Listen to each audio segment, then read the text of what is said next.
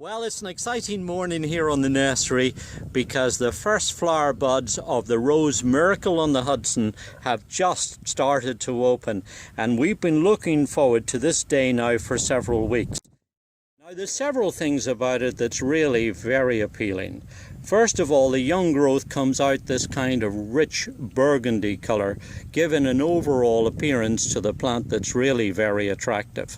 As the foliage matures, you'll see that it turns to this dark glossy green colour, and then when the buds begin to come, you'll see that they open first with this dark red colour and black tints to the outer parts of the petals. And then when they emerge further, you'll see that they take on the classic kind of rosebud shape. And then when they open, look what happens. You get this gorgeous, luxuriant, dark, velvety red colour with bright yellow anthers that opens to a bright red flower that has a faint but very pleasant fragrance, making altogether a fabulous combination that comes together to create a beautiful, easy to look after rose.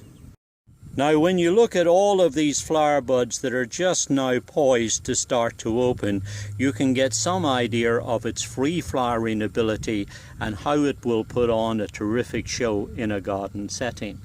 But the exciting thing about this plant is its disease resistance. That came out at the trials in Biltmore. Now, it was judged over a 2-year period by a panel of judges that looked at it 4 times a year. They were looking first of all for overall garden performance. Then they were looking at disease resistance and fragrance, and also its ability to be used in a wide variety of landscape applications. And at the end of the judging periods, they concluded that it should get the top award, which is the George and Edith Vanderbilt Award for the most outstanding rose. And it didn't stop there. It actually got 3 other awards too.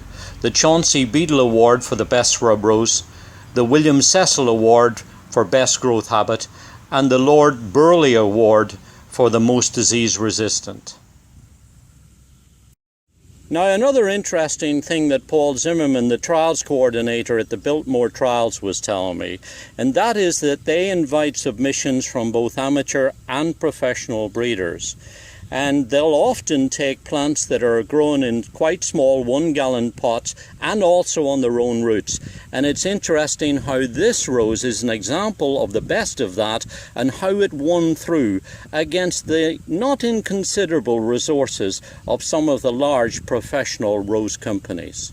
And with all that going for it, you can see that it would be a fine plant to put into a mixed border with other perennials and shrubs.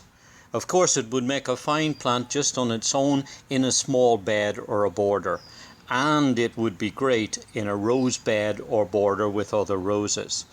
And like other roses, it will make a fine cut flower. You could put it in a vase or a bowl and bring it indoors. And of course, you can grow it in pots and containers with nice bushy growth and very pretty foliage. It will look absolutely fabulous by a swimming pool, on a deck, a patio, by the front door, wherever you can use it. And of course, its name celebrates the incredible story of when Sully Sullenberger and his crew managed to take that disabled airplane and safely land it on the Hudson and save all of the lives of everyone on board. It's a tribute to the very best of human endeavour, to the skill, experience and resourcefulness of mankind. And it's terrific that the beauty of a rose can represent the finer things and the precious preservation of life.